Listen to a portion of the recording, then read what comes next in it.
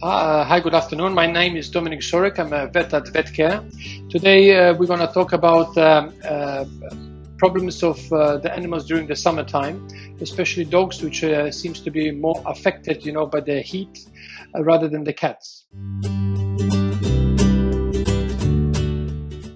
This is a quite interesting problem because every year, especially in the summer months, we are facing lots of animals, which they come with the symptoms of overheating, or comes with the come also with the problems which are related to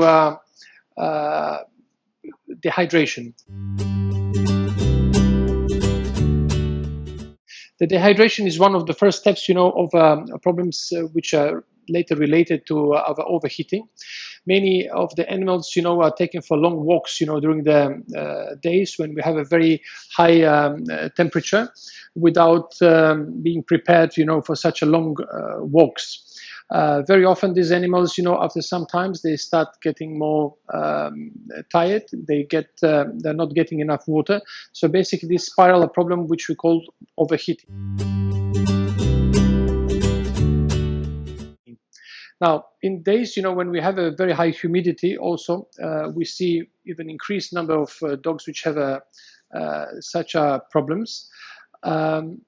Because of a very simple mechanism, which is of exchanging of heat. 95% of the dogs, they exchange the heat through their breathing. It means they cool down by releasing some of the heat through the mouth.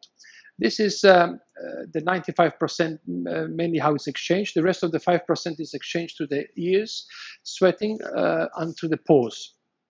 Now, in days when we have a high humidity and very high temperature, these animals cannot exchange the heat. Those problems mainly we see, for example, in dogs which have flat noses. It means of the brachiocephalic breeds, and we see, unfortunately, very overweight dogs. Labradors is one of our main group of dogs which we see here, and these guys very often they get overheated and dehydrated during their walks. So mainly the recommendation, for these owners is to take the animals very early in the morning for their walks. Of course, even in the later hours, to avoid, exercising with running or taking them on a bicycle, because, the weather will be more hotter and hotter. So probably by October or September, it will be very high humidities. Now, some people are using, for example, rehydration bottles for these animals, and they can rehydrate them when they're on their walks. But very often, they need to be also, you can place also the cooling vests, which are other many products, which can be used now on the market, just to keep the animal cooler.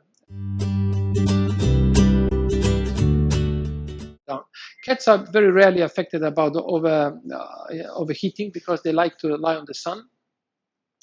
So when it comes to this, I think the dogs are our main danger group. Thank you for watching us, and watch our next video, which will come soon.